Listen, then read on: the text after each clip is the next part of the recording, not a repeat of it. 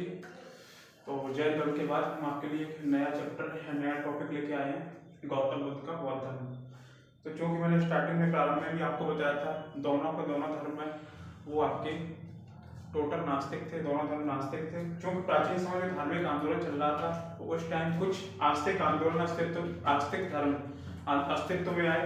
तो चूंकि अभी मैं जैन धर्म पढ़ा, बौद्ध धर्म इसको मैं अध्ययन करा रहा हूँ आप लोगों के लिए।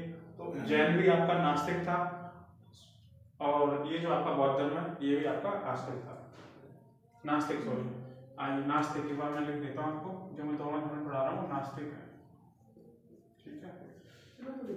आइए शुरू करते हैं गौतम बुद्ध का बौद्ध धर्म। तो सबसे पहले बौद्ध का परिचय देखते हैं। इनका जन्म हुआ 563 BC लुम्बिनी में।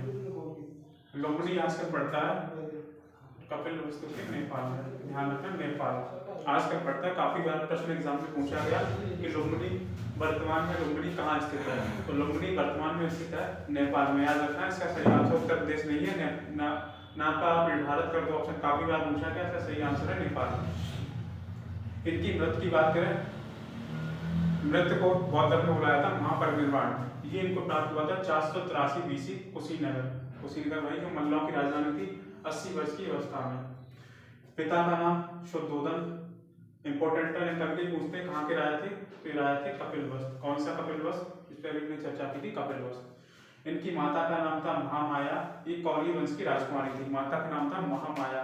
लेकिन इनकी माता का निधन हो जाता है, तो हम सबको पता है इनका जो पालन पोषण था वो इनकी सौतेली माता प्रजापति गौतमी ने किया था, और ये इनकी मौसी भी थी, ठीक है। इनकी मौसी भी थी, सौतेली माता भी थी। इनकी पत्नी का नाम हम लोग देखते हैं तो यशोधरा मिलता है। ग्रंथवन पुत्र, इनका पुत्र का नाम था राहुल। ये दोनों यहाँ पे आ जाते हैं। अच्छा, कभी कभी एग्जाम में आता है गृह त्याग इन्होंने किस वर्ष की अवस्था में किया, तो इन्होंने अपने गृह त्याग 29 वर्ष की अवस्था में किया। और बौद्ध धर्म में गृह त्याग को बोला गया महाविनिष्क्रमण।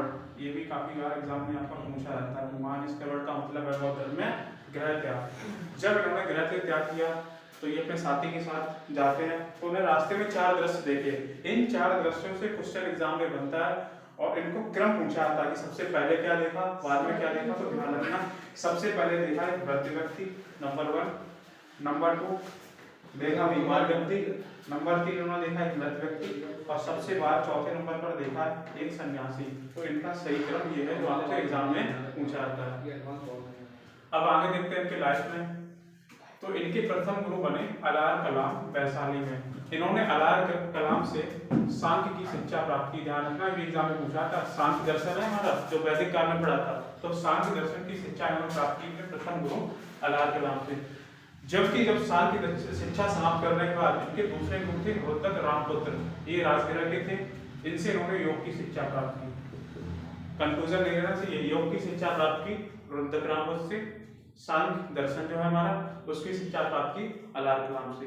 अलार कलाम पहले गुरु थे, बाद में जो गुरु बने रोहतक राम, ठीक है।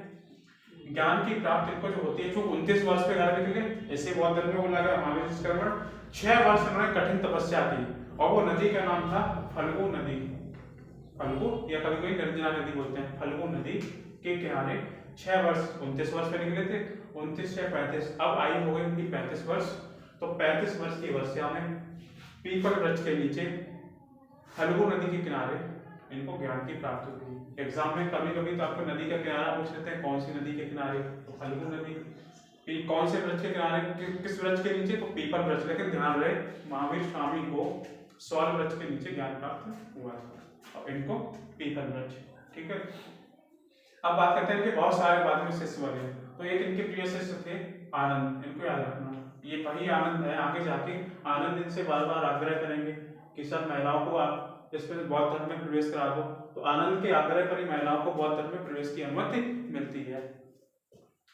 इन्होंने प्रथम उपदेश काफी बार पूछा जाता है कि महात्मा बुद्ध ने अपना प्रथम उपदेश किस जगह दिया, तो याद रखना ये सारनाथ दिया, उत्तर प्रदेश में पड़ता है। सारनाथ का पुराना नाम था ऋषिपत्तन, उत्तर प्रदेश में पड़ता है, ठीक है। अच्छा, इनकी कुछ घटनाओं को प्रतीक लेकर हमने शॉर्टलिस्ट किया है, इससे बहुत सारे क्वेश्चन आपसे पूछे जाते हैं। तो जन्म, अगर बौद्ध धर्म में जन्म का प्रतीक क्या है, तो कमल एवं शांत। गृह त्याग का घोड़ा, क्योंकि हमें पता है गौतम बुद्ध ने भी जब रथ से गृह त्याग किया था तो घोड़ा रथ से ही निकले थे, तो गृह त्याग का प्रतीक क्या, घोड़ा। ज्ञान, पीपल, क्योंकि बुद्ध को ज्ञान किसके नीचे प्राप्त हुआ, पीपल वृक्ष के नीचे। निर्वाण, निर्वाण का चिन्ह है पद चिन्ह। ठीक है फ्रेंड्स, अब बढ़ते हैं आगे। इनकी जो प्रथम शिष्या बनी थी वो बनी थी प्रजापति गौतमी, प्रथम महिला शिष्या। अब कौन प्रजापति गौतमी, इनकी मौसी। सर्वाधिक उपदेश अगर पूछा जाए एग्जाम में, पूछा जाता है आपसे, तो सर्वाधिक उपदेश दिए श्रावस्ती। श्रावस्ती एक हमारा 16 महाजनपद में प्रमुख महाजनपद था, और श्रावस्ती की राजधानी थी कौशल। कौशल, ये कौशल महाजनपद की बात होगी, श्रावस्ती कौशल महाजनपद वाला है। नेक्स्ट, इन्होंने अंतिम उपदेश क्या दिया, तो याद रखना अंतिम उपदेश किसको दिया, तो सुभद्र को याद रखना है कि सुभद्र। ठीक है, अच्छा फिर इसके बाद इन्होंने 4 आर्य सत्य दिए। 4 आर्य सत्य क्या थे, दुख, दुख समुदाय, इनका मतलब दुख अकेला नहीं है, दुखों का एक समुदाय होता है, दुख समुदाय। फिर बोला इन्होंने 4 आर्य सत्यों में तीसरा दुख निरोध, मतलब दुख को समाप्त किया जा सकता है, दुख निरोध है, दुख को खत्म किया जा सकता है। फिर उन्होंने बताया दुख निरोध मार्ग, यानी दुख को खत्म करने का मार्ग भी है, और उस दुखों को खत्म करने के लिए, उस दुखों को समाप्त करने के लिए इन्होंने कितने मार्ग दिए, जो मार्ग लिखा है वो कितने मार्ग दिए, अष्टांगिक मार्ग। अष्टांगिक मतलब 8 मार्ग होता है जिससे आप दुखों को समाप्त कर सकते हो। नंबर 1 सम्यक दृष्टि, सम्यक माने होता है सही या ठीक, यानी ठीक दृष्टि होनी चाहिए। अगला है सम्यक संकल्प, संकल्प से होना चाहिए। फिर अगला है सम्यक वाक, वाक माने होता है बोलना, सम्यक वाक। फिर है सम्यक कर्म, सम्यक आजीव, सम्यक व्यायाम, सम्यक में लिखा नहीं लेकिन सम्यक व्यायाम, ये सम्यक स्मृति और सम्यक समाधि। ये इन्होंने 8 मार्ग बताए जिनके द्वारा आप जो है दुख को खत्म कर सकते हैं, दुख निरोध मार्ग। अच्छा, बौद्ध धर्म का प्रमुख, बौद्ध धर्म का एकमात्र उद्देश्य होता है निर्वाण प्राप्त करना। पूछा जाएगा हमें बौद्ध धर्म का लक्ष्य क्या है, निर्वाण प्राप्त करना। ठीक है फ्रेंड्स, आपके दूसरे वीडियो दूसरी क्लास में मैं आपके लिए बौद्ध धर्म की शिक्षाएं, जो आगे की मान्यताएं वो सारी, एवं इनकी जो प्रमुख सम्मेलन संगीति हुई थी बौद्ध धर्म को, वो अगले वीडियो में आपको मैं बताऊंगा। ठीक है, थैंक यू फ्रेंड्स।